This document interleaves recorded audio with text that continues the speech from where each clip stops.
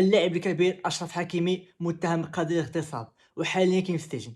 اشنو علاقته بالقضية اغتصاب ديال سعد مجرد، وعلاش بالضبط راهو كاملين في 15 يوم، وعلاش بالضبط بجوج مغاربة ومشاهير كبار، واحد في الفن وواحد في الكرة، وعلاش بالضبط في باري أو فرنسا؟ واش هادشي مع الصدفة أنهم كاملين من البلد الواحد وطرات لهم قضية وحدة، أو لا هادشي مخطط ليه هي من طرف الحكومة الفرنسية، هي من طرف البنات اللي بغا يطيحوا بالمغرب ديالنا؟ القضيه كامله نعرفها في الفيديو هذا.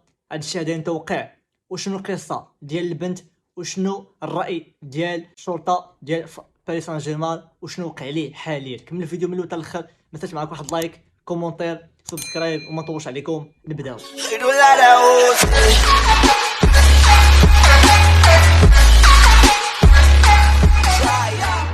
أشرف حكيمي اللاعب الوطني المغربي غني عن التعريف، مواليد 4 نوفمبر 1998، عنده حاليا 24 سنة، متزوج، مرتو سميتها هبة أبوك، ولكن مرتو تقريبا كلشي كيكرهو غير على ود هاد المرأة هادي اللي عنده، اللي ماشي مرأة عربية أو لا ماشي مرأة إسلامية كما كلشي كيقول ليها، ولكن شغلو هذا. حاليا غندوي على قضية الاغتصاب ديالو. أول حاجة عنده باه ومو الله يخليهم ليه، با سميتو حسن حكيمي، مو سميتها سعيدة موح. هاد القضية هادي طرات غير نهار الحد في نهاية الأسبوع اللي هو 26 في شهر 3 2023، وديك البنت مشات للمحكمة أو لا مخفى الشرطة باش تحط البلاغ ديالها نهار 27 في شهر 3 2023 اللي هو نهار الاثنين. ولكن الغريب في الامر ان هاد البنت ما مشاتش باش تشكي عليه وجدته في الحبس، مشات فقط باش تعلم البوليس على ان حكيمي اغتصبها.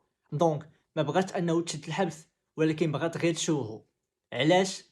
هادشي هذا هو اللي كيخلي كلشي كيتساءل، ولحد الان مازال ما كاينش جواب على هادشي هذا. ولكن واخا ما باش تشكي عليه، النيابه العامه بات تحل التحقيق في هادشي هذا وبغات تعمق في الامر باش يشوفوا شي حاجه ضد حكيمي، حيت كما قلت لكم فرنسا كيكرهوا المغرب الا لقاو اي حاجه واخا هي عباد الله ما شكاتش عليه، وهما بغاو ينقبوا يقلبوا باش يجدوه باي طريقه. كما كيقول المقال اللي خرج حاليا اللي هو تقرير حصري ونظرا لخطوره الوقائع وسمعه الجاني المزعوم، قام ضابط الشرطه القضائيه المنوب بالاتصال على الفور بالتسلسل الهرمي وموظفي مديريه الشرطه.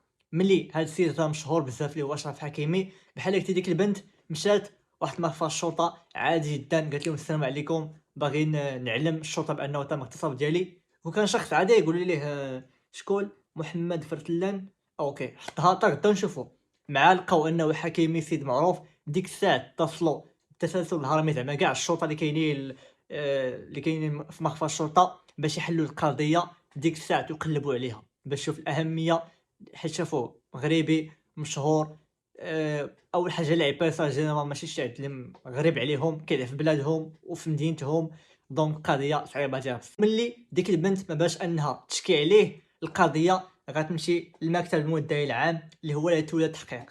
تولى مكتب المدعي العام فكرة القضيه اولا قبل احالتها الى قضيه نانتير، حيث حدثت الوقائع في بولوني بيلانكور، ويعمل محققون هذا الاثنين على الملف الذي تم تجميعه على أساس أقوال المشتكي الذي لم تسمعه دائرة التحقيق بعد. دونك القضية هذه مازال حتى ما وصلت دائرة التحقيق، باقي سخونة مازال في ميكتها، جبتها لكم. وهذا الشيء بدا نهار 16 يناير ملي ديك البنت دوات مع حكيمي في انستغرام، بدا كيديروا شويه عادي، شويه بدا كيتحابوا، وعرض عليها باش تجي عنده للدار في 25 فبراير يوم السبت في الليل. كانت شابة قد ذهبت إلى منزل اللاعب في بولوني على متن سيارة أوبر الذي هو اللي زعما شد ليها سيارة أوبر وخلصها كلشي باش تجي عنده للدار.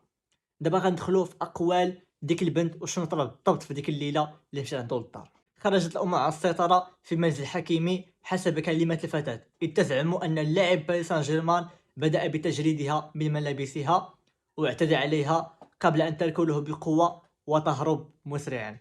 وقالت الفتاة إنها تمكنت أخيرا من تحرير نفسها من مهاجمة أشرف حكيمي بدفعه بعيدا من قدمها، وبعدها نجاحها في الهروب، وعثرت على واحد صاحبها هو اللي جدها بالطوبيل طال الدار. دونك القضية اللي عرفنا ماشي كاملو أن الشهادة طرا السبت 25 فبراير فاش جا عندو للدار، والتحقيق يلاه بدا نهار 26 في شهر جوج في 23. وديك البنت ما باش انها تشكي عليه، غير باش تعلم السلطه بشنو طرا.